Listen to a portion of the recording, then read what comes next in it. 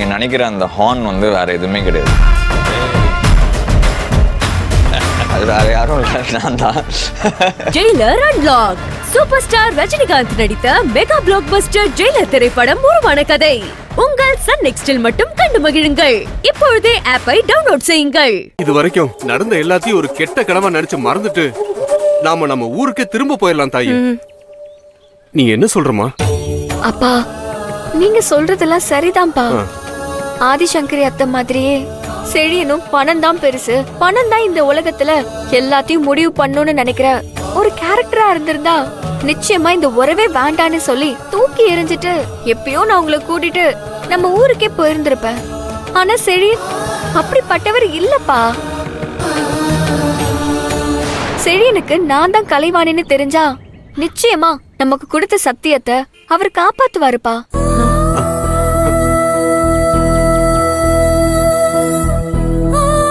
நான் சின்ன வயசுல பார்த்த அதே குணத்தோட செழியன் அப்படியேதான் இருக்காரு. அவர்கிட்ட எந்த பணக்கார திமிரும் இல்ல. ஆதிசங்கரியத்த, ரேஷ்மா, இப்போ தியான்னு யாரு என்கிட்ட கோவமா நடந்துகிட்டாலும் செழியன் எப்பவுமே எனக்கு சப்போர்ட்டா தான் இருந்திருக்காரு. அந்த தியா என் Dress எல்லாத்தையும் எடுத்து அவ காரை தொடச்சு நாசம் பண்ணிட்டா. ஐயோ, அத செழியன் பார்த்து மனசு தாங்கிக்க முடியாம எனக்கு புது Dress வாங்கி கொடுத்து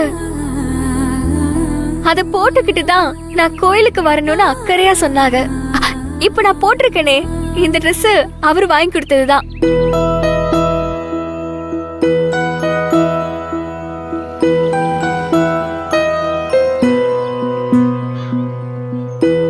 ஏதோ வேலைக்காரிக்கு வாங்கி தரோமேனு விலை கம்மியாலாம் வாங்கி கொடுக்கல.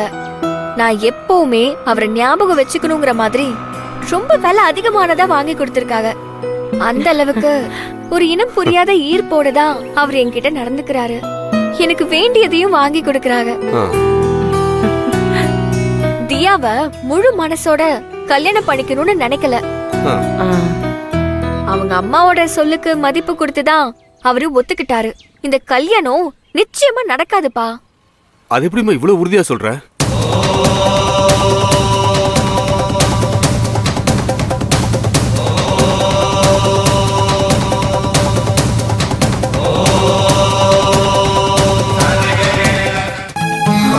என்னங்க, எப்போ செடிய வாழை மரத்துக்கு கட்டின இந்த தாலி என் கைக்கு வந்துச்சோ அப்பவே இந்த தாலிய செழியன் என் கழுத்துல கட்டுவாருங்கிற நம்பிக்கை எனக்கு வந்துருச்சு. தெய்வம் போல சித்தரும் என் கண்ணு முன்னால வந்து உனக்கான வாழ்க்கை உனக்கு கிடைக்கும், சோதனைகள் வரதா செய்யும், பொறுமையா இருந்து அதெல்லாம் கடந்து போ, நிச்சயமா உன் எண்ணம் நிறைவேறும்னு சொல்லிட்டு போனாரு. ஆதிசங்கரி அத்தை கிட்ட பணம், காசு, சொத்து, சுகம், சகல வசதி வாய்ப்பும் இருக்குங்கிறதுக்காக நான் செழியனை கல்யாணம் பண்ணிக்கணும்னு நினைக்கல. இதே ஆதிசங்கரி அத்தை நம்மள மாதிரி இருந்து நாம அவங்கள மாதிரி பணக்காரங்கள இருந்திருந்தாலும் செழியன் மேல எனக்கு இருக்கிற காதல் அப்படியேதான் இருந்திருக்கும். காதலுங்கிறது பணத்தை பார்த்து வரது இல்லப்பா, அது மனச பார்த்து வரது. என் காதல் உண்மையான காதல், உன்னதமான காதல், என்னைக்குமே தோக்காது. சீக்கிரமே இந்த தியாவை பிடிக்கலன்னு செழியன் வாயாலேயே சொல்லி இந்த கல்யாணம் நிக்கும். என்னைக்கு அந்த தியா செழியன் வாழ்க்கையை விட்டு வெளியே போறாளோ அன்னைக்கு நான் செழியன் மனசுக்குள்ள வந்துருவேங்கிற நம்பிக்கை எனக்கு இருக்கு. உன் நம்பிக்கை அவநம்பிக்கை ஆயிடக்கூடாதுன்னு தாமா நானும் அம்மாவும் இங்க வந்து கஷ்டப்பட்டுக்கிட்டு இருக்கோம்.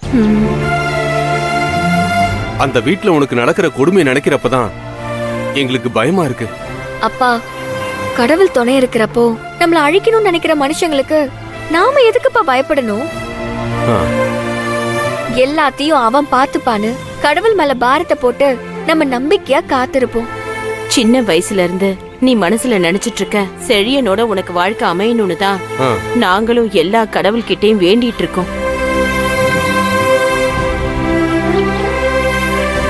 எல்லாம் கண்டிப்பா நடக்குமா? நான் உடனே வீட்டுக்கு கிளம்பி போகணும். அப்பா, எனக்கு ஆட்டோக்கு ஒரு 200 ரூபாய் பணம் இருந்தா கொடுங்கப்பா. என்ன தாயி நீ இப்படி கேக்குற?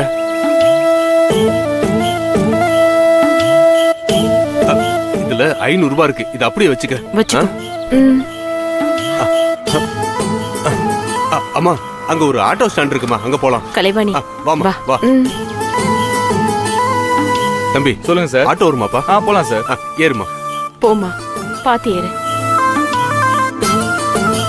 பத்திரமா அம்மாடி, போயிட்டு வரேன்ப்பா. உடம்பு போயிட்டு வரேம்மா. பத்திரமா. பத்திரம். பாய். தம்பி சரிம்மா. கொஞ்சம் பொறுமையா போங்க. சரிங்க சார். வரேன். பாத்துமா. பாத்து போமா.